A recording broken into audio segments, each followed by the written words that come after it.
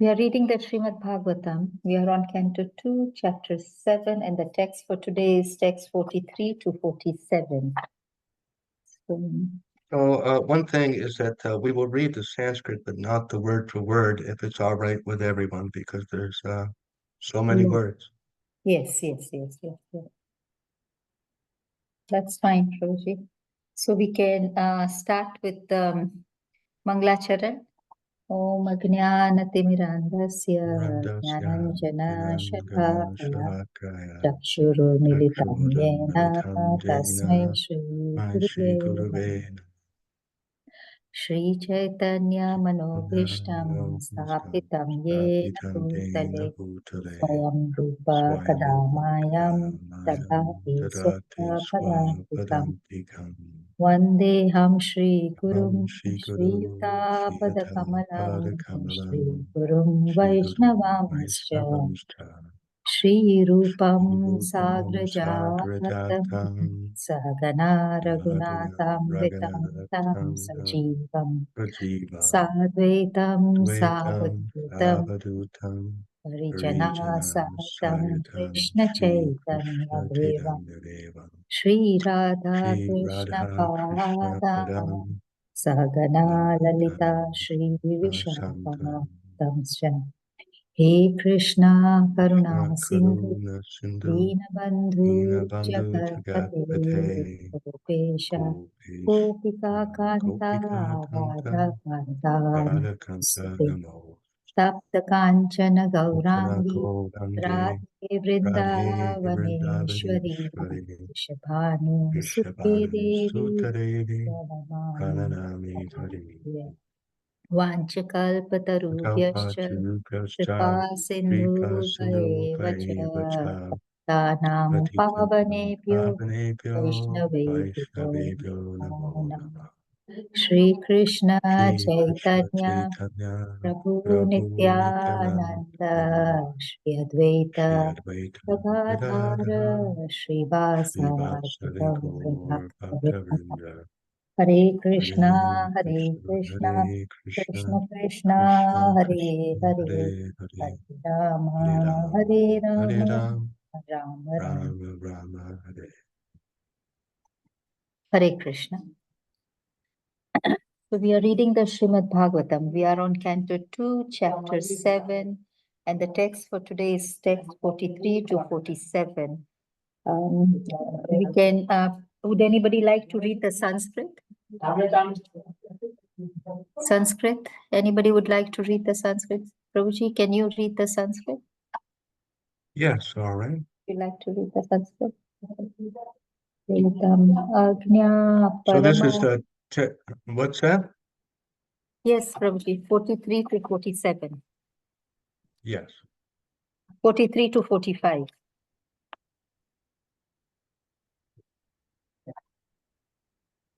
'43 to 45.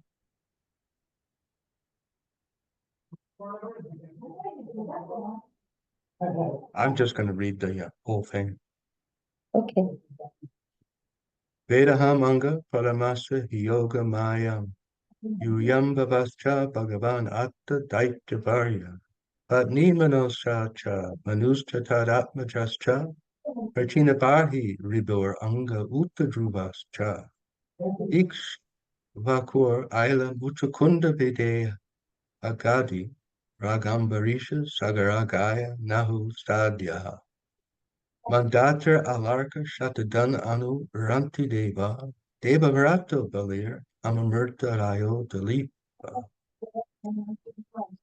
So bar utanka shibi devala pitpalada Sarasvatodava Parashara Bodhishena Ye Vibhishana Hanuman Upendra Datta Hartar Tishena Bidur Shutadeva Varya. Translation and purport by His Divine Grace A.C. Bhaktivedanta Swami, Srila Prabhupada. O Nard, although the potencies of the Lord are unknowable and immeasurable, I still know how he acts through his Yoga Maya potencies, and similarly the potencies of the Lord are also known to you, to the all-powerful Shiva, to the great king of the atheist family, namely Prahlad Maharaj, to Swayambhuva Manu, his wife Shatarupa, and his sons and daughters, namely Priyavrata, Uttanapada, Akuti, Devahuti, and Prashuti, to Prachina Barhi, Ribu, and Anga, the father of Vena, and to Maharaj Dhruva, Ikshvako, Aila, Muchukunda, Maharaj Janaka, Gadi, Raghu, Ambarisha, Sadara, Gaya, Nahusha, Mandata, Alarka, Shatadano, Anu, Ranti Deva, Bhishma, Bali, Amurtaraya, Dilipa, Sabari, Utpanka, Shibi, Devala, Pipalada, Saraswata, Uddhava, Parashara, Bodhishena, Bibhishana, Hanuman, Shukadev Goswami, Arjuna, Artishena, Vidura, Shukadev, etc. Because we are all surrendered souls, we know how the Lord acts through his potencies. Purport. All the great devotees of the Lord mentioned above, who flourished in the past or flourished in the present, and all the devotees of the Lord who will come in the future, are aware of the different potencies of the Lord, including the potencies of his name, quality, pastimes, entourage, personality, etc. And how do they know? Certainly, it is not by mental speculation, nor by any attempt by dint of limited instruments of knowledge. By the limited instruments of knowledge, either the senses or the material instruments like microscopes and telescopes, one cannot even fully know the Lord's material potencies, which are manifested before our eyes. For example, the greatest scientists of the world are trying to reach the moon, the nearest of the planets, but they have no ascertainable clue as to how to reach it. Now, one thing we have to remember that uh, originally these purports were written before they had used spaceships to reach the moon. And there are many millions and billions of other planets far, far beyond the scientist's calculation, but these are only the manifestations of the Lord's material energy. What can a scientist hope to know of the spiritual potency of the Lord by such material efforts? Mental speculations, by adding some dozens of ifs and maybes, cannot aid the advancement of knowledge. On the contrary, such mental speculations will only end in despair and declaring the non-existence of God. Om Namo Bhagavate Vasudevaya. Om Namo Bhagavate Vasudevaya. Om Namo Bhagavate Vasudevaya. So we're continuing with our study of Srimad Bhagavatam, Canto 2, Chapter 7, which is entitled Scheduled Incarnations with Specific Functions. Text 43 through 45.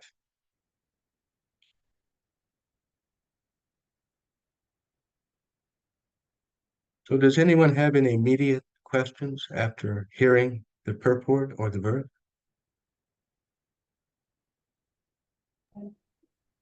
Hare Krishna Prabhuji, it's about the moon, actually. So, Yes, sure. What is that? so when the purports were written, I mean, this is not the first time we've gone on the moon, I believe, because all the yugas keep on repeating and repeating and repeating. So I'm sure in the last Chatur Yuga, we would have done the same. So is it the moon? The moon referred to in Srimad Bhagavatam, is it the same as the moon that we just went to? That, to my understanding, yes. Um, I once did a search of all of Srila Prabhupada's books and writings and lectures, things he said about the moon. And one thing is for sure, repeatedly and always he makes the point that no one could ever stay there because they're not qualified. We cannot even move into a luxury apartment building unless we qualify. We have to qualify. We cannot just walk into a university PhD class and just be there. We have to qualify. So repeatedly he made this point that, and a few times, maybe they did go, but they can't stay there. So at least that's my personal understanding that, as he said himself, they may have gone there, but they cannot stay there. And sometimes he would say they never went there. But so we have both things that he said. So I don't claim to know exactly. And to the best of my understanding, yes, that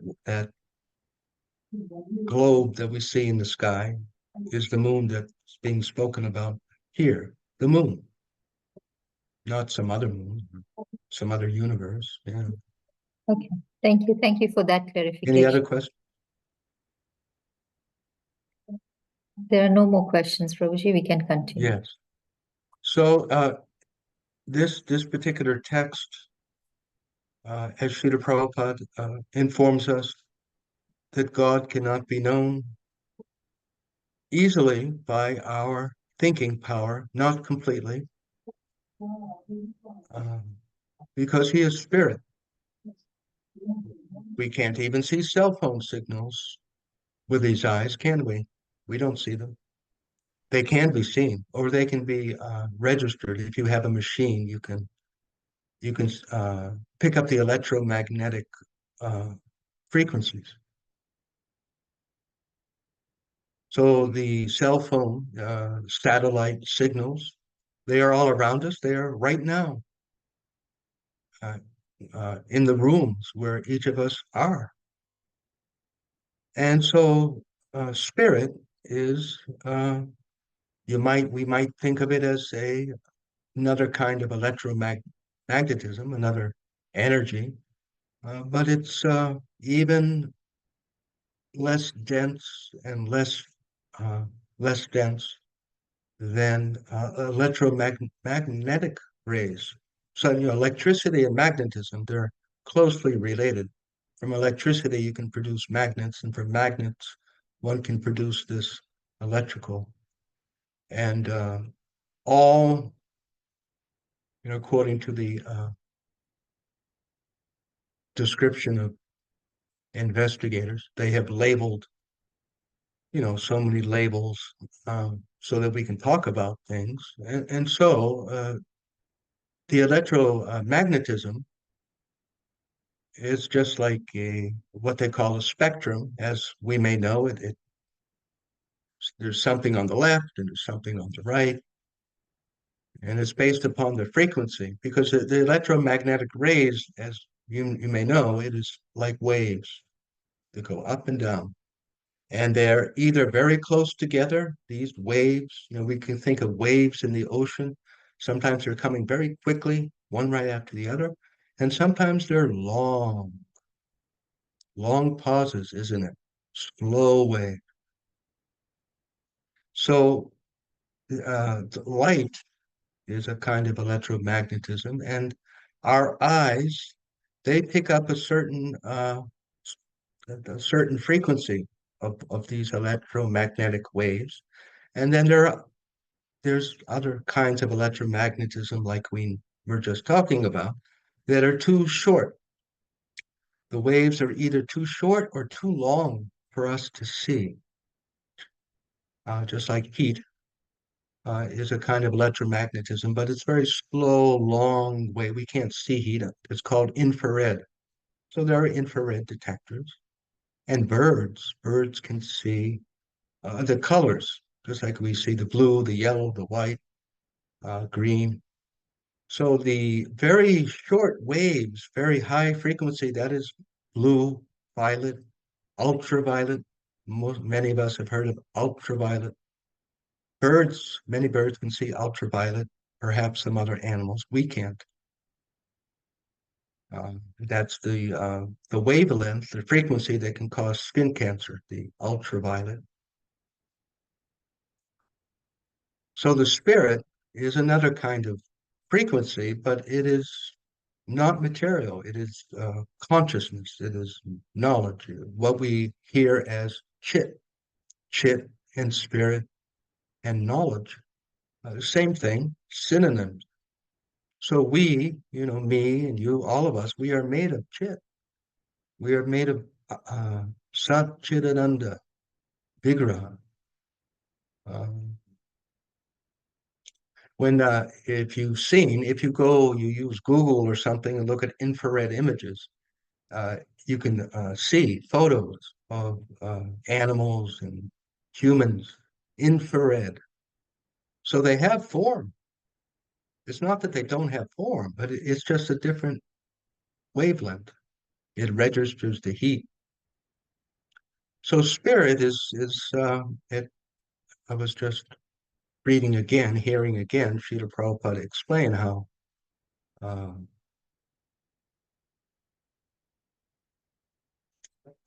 uh, the spiritual realm is full of forms. Instead of being made of wood or heat, they're made of spirit. And Krishna is made of spirit. We cannot see.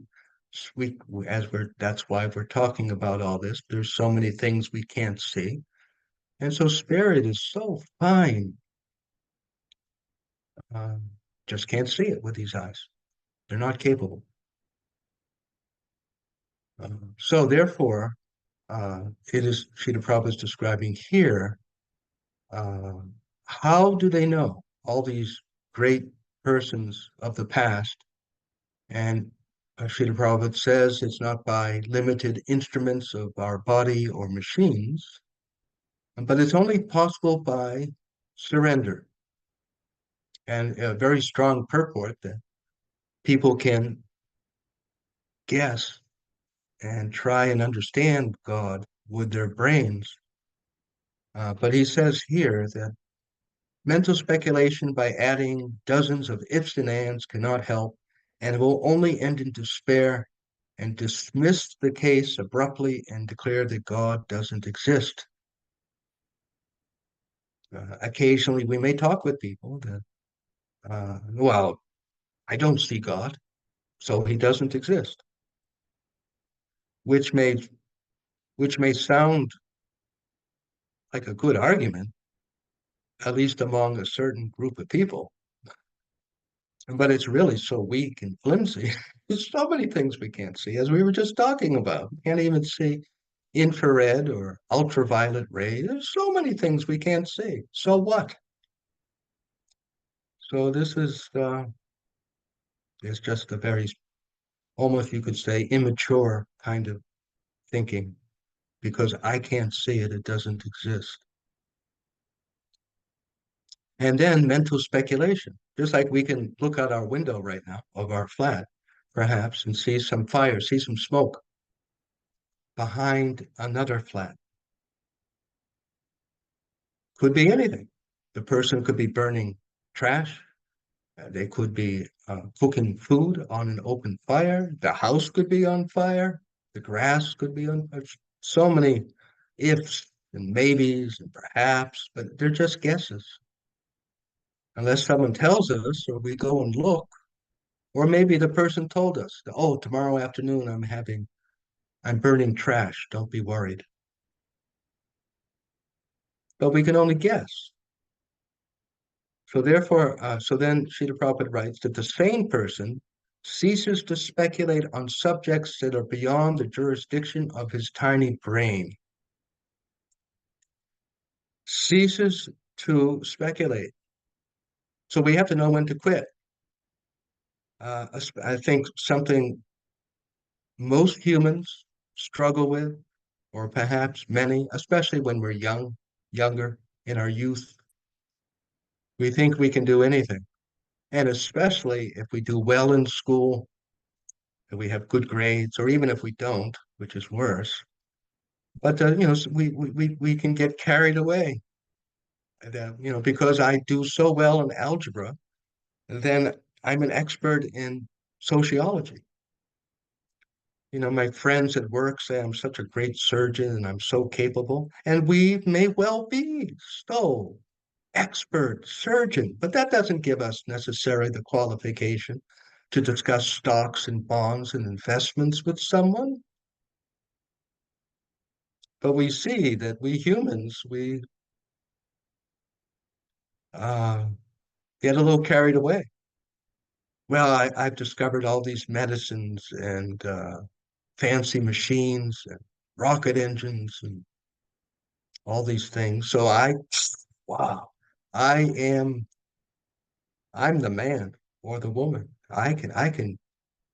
I'm so good, or we are so good, especially America, to some extent. Other countries too, but many, many Americans. You know, it's interesting, the psychology of humans. You know, the cricket team wins, and oh, we are so good, right? They go to the pub and we won. We are so good. Those Germans, those Belgians, those Nigerians. Oh, we are. What did you do? You've never been on a cricket field in your life, you know. But it's true, isn't it? We had a good day. We won such gold medals in the Olympics, and people feel good. They identify. So that's normal for us humans, so to speak. But it's really not right, from technically speaking. So this identification, this kind of ego identification. So that's what Srila Prabhupada is speaking about, that it's called overintelligent.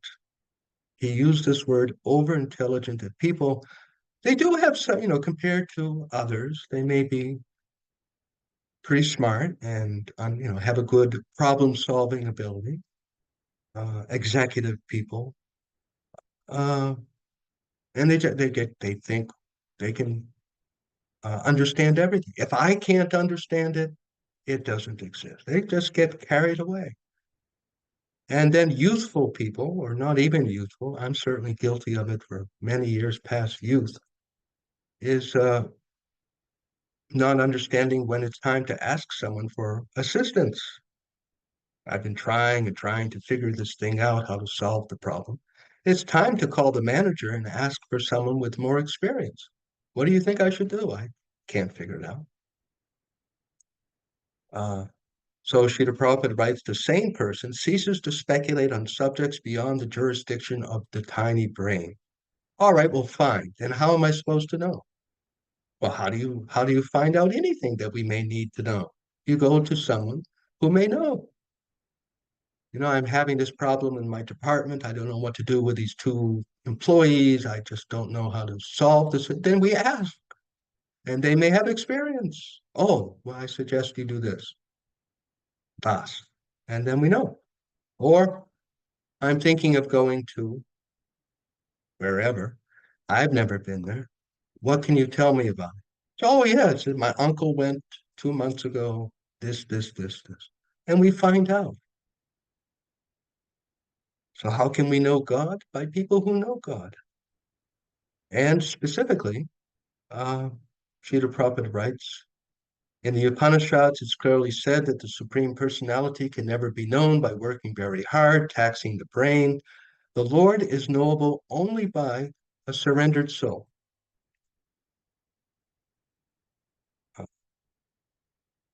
So we're talking about ourselves, that we are spirit, we're spiritual beings, and we have spiritual senses. We have spiritual eyes and nose and mouth and ears and tongue and hands and legs, but they are dormant. They are asleep, kind of, just like we see hints of it. These people call them yogis or mystics, these people gurus, who are able to manifest a little gold in their hand, or they can read people's minds or control people's minds. They can see far away some other place. It can be done, and there have been many people, a lot of evidence that they were able to do it. I may not be able to do it, or we may not be able to do it, but apparently we all have uh, superpowers, and we do. We all have superpowers, but they are asleep, covered, and we can see spirit. So that's the point. That we can. It is possible to see spirit. We hear Srila Narottam Das Thakur and the six Goswamis of the Vrindavan, the different followers of Lord Chaitanya, other pure devotees from long ago, who have described, for example, Vrindavan Dham, in a way that we don't see. They speak of spiritual palaces made of spiritual gems and seeing the pastimes of Srimati Radharani and Lord Krishna and the gopis.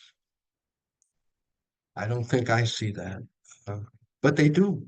They do. Their spiritual eyes are awakened, and we can awaken our spiritual eyes uh, by a process like anything else, right? I mean, we almost, of course, I can't say for sure, but I would think, most people, if they took dance lessons and practiced, maybe some people have to practice a lot, but you can learn to dance, actually. You see all these people who are good dancers. One can learn how to do that or uh, do anything, play tennis, play a musical instrument. It's just a matter of practice and learning and etc. Uh, so there's certain process. So that is yoga. That's not the main purpose of yoga, but a lot of people, when they think of yoga, they think of mystic powers, superpowers, things like that. So it's completely possible, and that's what happens by practicing the process of yoga, is that it awakens gradually our original spiritual body.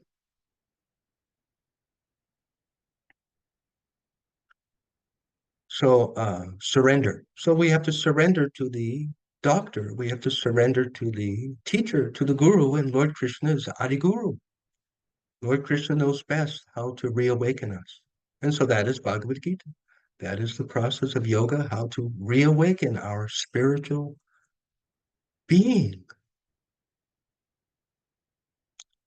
which is Sat Chit and Ananda, full of bliss, full of happiness, full of knowledge, and full of divine, what we call divine power. Even other lines of spirituality. Uh, what was this lady's name? Ananda Mai Moy, I think that was her name. Uh, Female yogi, South India, pretty famous, but she obviously had some mystic power and others. Um, so by surrender, we have to find someone who knows the process and follow it. So surrender. And on that note, I thought we could remind ourselves from the Bhagavad Gita in the 11th chapter. Lord Krishna tells Arjuna, Mad karma krim, mad paramo, mad bhakta sangha varjita, naivarya sarva bhuteshu, yasa mam eti pandava. And the translation is, and this is the process. If you talk to someone and say, yes, you could understand God, and I will put in your hand the way to do it. And we can do it. Not that we have, not that we are the inventors of the process, but uh, what is the defect? If someone has a bad infection, whether they go to the pharmacy and get the penicillin or we get the penicillin and hand it to them, what's the difference? As long as we don't spoil the medicine. So here, Lord Krishna gives the exact method for anyone who might be interested.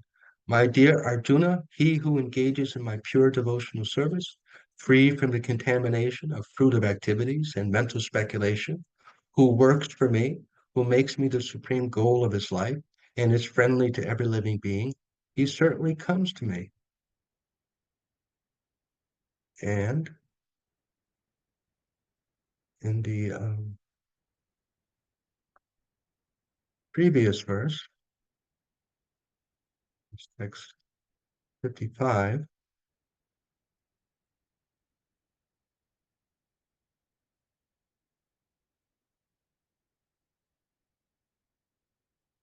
long purports, because they're full of very good instructions, detailed instructions, how to understand, how to see Krishna. That's pretty amazing. So text 54, Krishna tells Arjuna, Bhakcha Tvanyaya Shakya Aham Evam Vido Arjuna Yatum Drastum Chatatvena Praveshtum Cha Parantapa. My dear Arjuna, only by undivided devotional service can I be understood as I am, standing before you, and can thus be seen directly. Only in this way can you enter into the mysteries of my understanding. So there we have it in these two verses. The method, the process. Uh, Krishna says in the purpose, well, of course, Krishna is speaking through Srila Prabhupada and the pure devotees, but Srila Prabhupada writes, Krishna can be understood only by the process of undivided devotional service. No one can understand Krishna or how he came from parents in a four-handed form and changed himself into a two-handed form. These things are very difficult to understand just by study. Therefore, it is clearly stated that no one can see him or enter into understanding of these matters except one who surrenders and follows Krishna's instructions. There are so many rules and regulations, and if one wants to understand Krishna at all, he must follow the regulative principles. One can perform penance in accordance with those principles. To undergo serious penances, one may observe fasting on Janmashtami, the day on which Lord Krishna appeared, the 2 days of Ekadasi. As far as charity is concerned, charity should be given to those engaged uh, in Krishna's devotional service, especially those who are spreading the Krishna philosophy. And so, like this, uh, here is the process for understanding Krishna. And we hear elsewhere this principle, which is a common sense principle. The Lord Krishna says in the 9th chapter, I'm not revealed to the foolish and unintelligent, or 7th chapter, I am covered by my eternal potency, Yoga Maya. So in this verse that we're hearing today, that is described in the beginning uh, about the Yoga Maya potencies. If we go back up to the top of today's verse, O Narad, although the potencies of the Lord are unknowable and immeasurable, I still know how he acts through his Yoga Maya potencies. So on that note, we can go back to that verse, if I can find it, in the 7th chapter of Bhagavad Gita. Let's see if I can find it.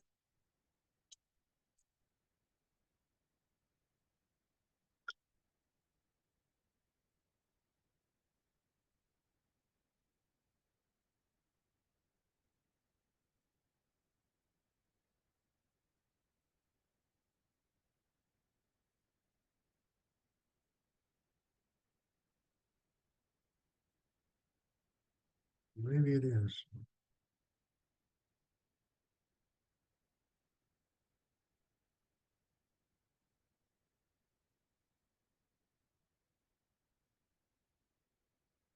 Well, rather than keep finding either in the 9th or the 7th, Lord Krishna says that those who are foolish and unintelligent can never understand me because I'm covered by my Yoga Maya.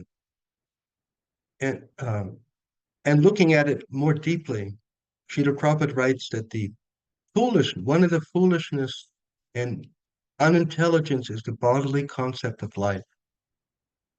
And this is mentioned in a few different places in Srimad Bhagavatam, in the story of Maharaj Tritaketu uh, and talking with Narada Muni, that uh, Krishna does not reveal himself to those who are in material consciousness. We have to have elevated spiritual consciousness. And as we just heard from the 11th chapter, performing penance. Penance. Does anyone remember what that means? Penance. Some definitions. What some definitions of penance are? Because we must perform penance, tapasya, to motivate Krishna. So what is that? Prabhuji, penance is tapa, and tapa is austerities, to perform austerities or to perform sacrifices, do something that is not that is favorable to Krishna consciousness, but not favorable to you. Like getting up early in the morning is not favorable for me, but just to Yes, chant, I will do that penance. yes, exactly. Voluntarily accepting some discomfort or inconvenience. So why is that? What is it about that penance? In the, did we pass that chapter already? No, I think it's the next chapter, but coming soon in this second canto, it will be described how Lord Brahma was able to see Lord Krishna, that he was born on top of the lotus flower from the abdomen of Garbhodakshai Vishnu, and he began performing meditation. And he sat on the lotus flower, uh, which was washed. You know, just like in the ocean, sometimes there's some wood or some leaves, and it's bouncing up and down the waves. So the waves of the Garbhodak ocean were shaking the lotus flower, and he was being bounced around. So it was disturbing. And also, of course, just to sit in one place and think of one thing is hard. And he was chanting mantras in glorification of Krishna. Clean Krishnaya Govindaya Gopitanavalabhaya Swami. Clean Krishnaya Govindaya Gopitanavalabhaya. So he was sitting. So it was not comfortable. And so that is penance for a higher purpose. And specifically, of course, he wanted to understand where he came from and understand Krishna. So Krishna knew, of course, oh, this man is accepting difficulty to understand me. And after some time, even it's not such a good example, but because it's the same principle, it is just like a woman and the man is trying to win her heart. So, many times she will test him. That what really is your seriousness? How serious are you? And he has to accept difficulties. So the point is that proving the desire and proving the intent, because talk is cheap. Someone can say, "Oh, you're so attractive. I want to marry you." But how much? What are you willing to sacrifice? What are you willing to do? Show me. And even often there are things that must be sacrificed. That I don't really care for this thing you do, but if you can show me you won't do it anymore, then you drink so much, I'm not going to marry you. So then he must sacrifice or perform tapa, austerity. We all perform austerities. It's not just spiritual. But the point is that it proves the intent, right? Talk is cheap. Or take another example. The young adult wants to borrow the car. Well, you show me that you'll be responsible. Do this thing, keep up your grades and be home early at night or whatever it is. Show me how much you care about having this thing. Prove to me that you really want it.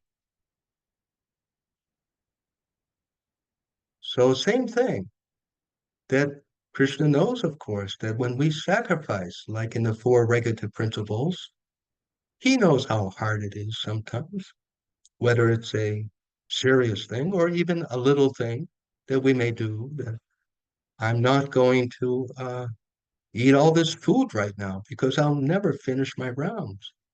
Krishna sees that. That's love. Is that not love? It is a kind of proving of our desire, you see.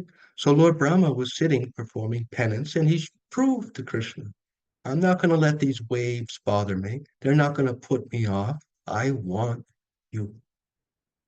And at a certain point, Krishna was won over, like any other person. Oh, you really want me. You have me. And he appeared, and he took Lord Brahma's hand. So simple thing. It's not a difficult principle. That this. So this is so we fast on the Codicy. And I really would like to eat all these things, but I want to show you, I want to go beyond this body and be closer to you and have more time to think of you. And so I'm showing you. It is an offering of our intent penance, Janmashtami, the different festival, especially fasting, because it is a big offering for us humans. You know, when you read all the different stories of the pure devotees who are like Dhruva Maharaj and Prahlad Maharaj, and even the demons, Ravana, they fast. Devaki and Vasudev, they fast. It is an offering, just like we offer flowers. I offer my sensuality to you. I will not eat until I get some more realization of you. So, of course, Krishna is kind, or whatever it may be that we fast from. So, Krishna sees that.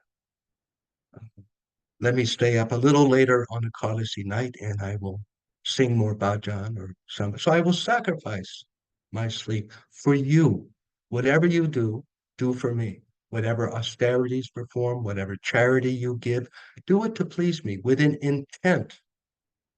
I want to please you.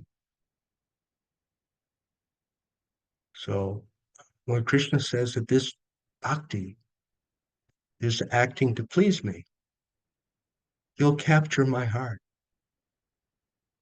and I will reveal myself to you if that's what you want. Of course, if we want some material thing, he may satisfy that desire, but we should want Krishna prema uh, primarily and um, self-realization.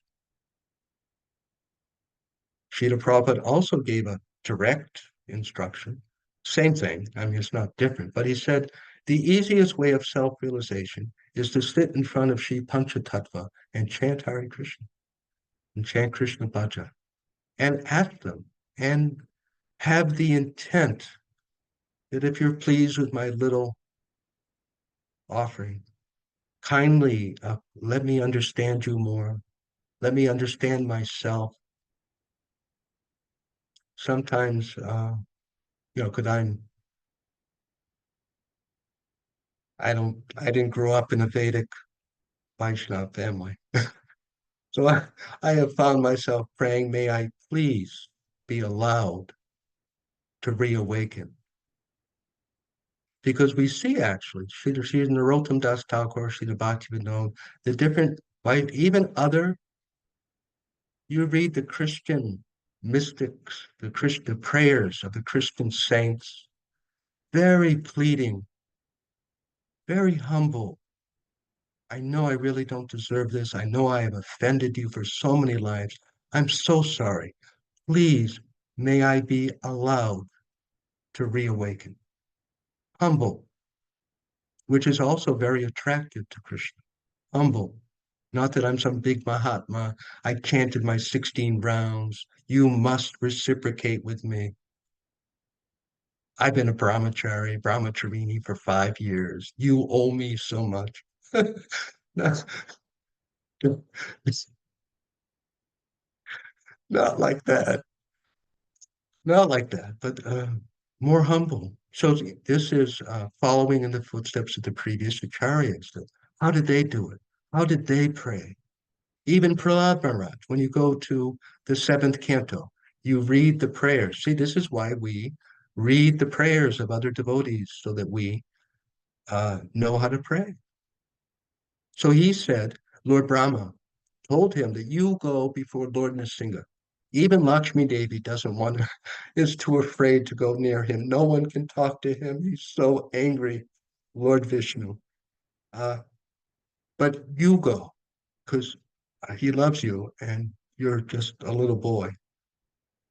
So Prahlad Maharaj said that, who am I? I'm just a little boy. What can I say? Even great demigods have not satisfied Lord Vishnu with streams of prayers.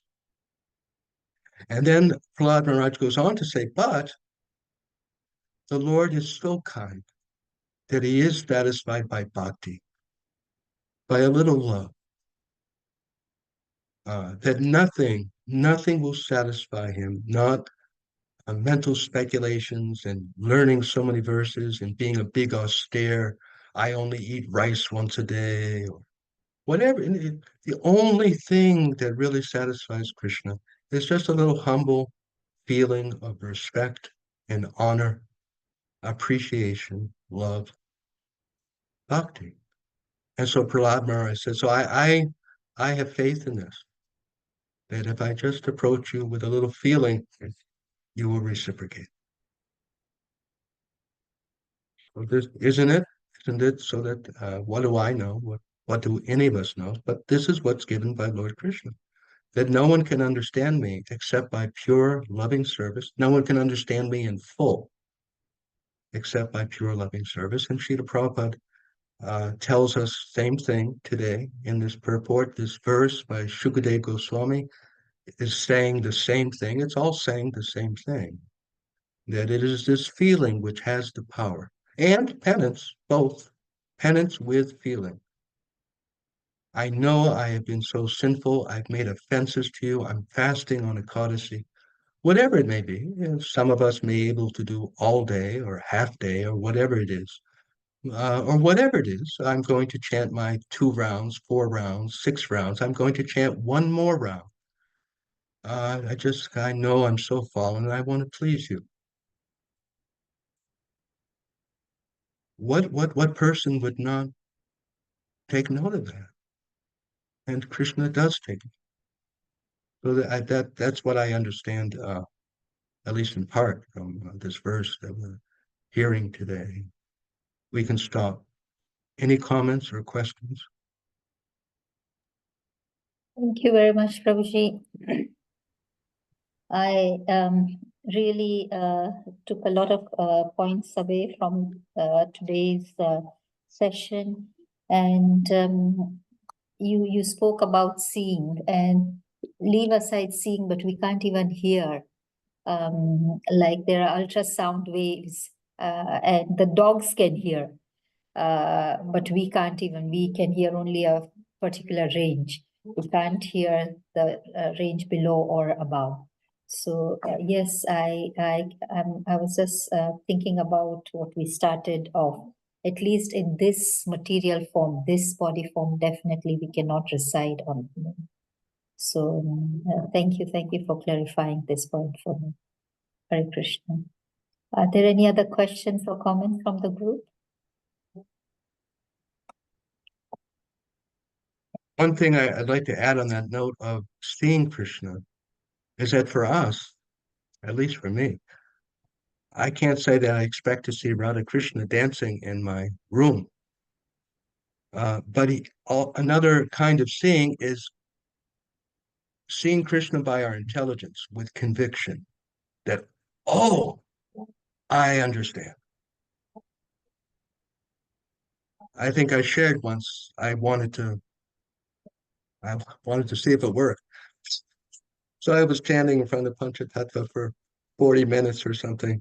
And so then I was thinking, oh, please, may I understand you more? May I have some realization? So I chanted and then I stopped and I was looking down on the floor. I mentioned this before. So there was some little bug and I was just looking at the bug. And then it just struck me. I was just like, of course there's God. And it was a kind of seeing. It wasn't with the eyes, but it was just so that is also a realization. We shouldn't think that realization is just seeing. that we under, even Lord Krishna says that I'm not revealed to the intelligence of fools. They just, you can speak to them until you're blue and that they just won't click, even with us. It's just like, what? What? But then one day, you're just, oh, so that's Krishna realization, Yeah, one the kind. penny drops one day. Yeah. So we realize something how we're not this body. We may not see our spiritual body, but we're like, wow, I really am not this body, Lord. I'm really not this mind. Oh, and it's a conviction. No one can take it away from us. We have seen it. Thank you very much, Prabhuji, for that realization. Any other questions or comments from the group? If there are no more questions from the group, then I request Pramila Mataji, are you in a position to end the session for us today? Sorry, Mataji, can you do it? My voice is a little affected. Okay, sure, Mataji. Thank you very much, Prabhuji, for today's session. And let us all unmute and chant the Hare Krishna Maha Mantra to glorify Prabhuji. Hare Krishna, Krishna Krishna, Hare Hare. Hare Rama, Rama Rama, Hare Hare. Vanchakalpatarubhyascha kripa sindhu patitanam pavnebhyo vaishnavebhyo namo namah. Prabhupada ki jai. His Grace Dina Sharana Prabhu ki jai. Thank you very much. Prabhupada ki jai. Thank you, Prabhuji. Thank you for an excellent session today, Hare Krishna. Thank you for having me. I deeply appreciate it. I hope everyone has a safe and good week. Hare Krishna. Thank you, Prabhu. Thank you, Prabhu. You have a good week too.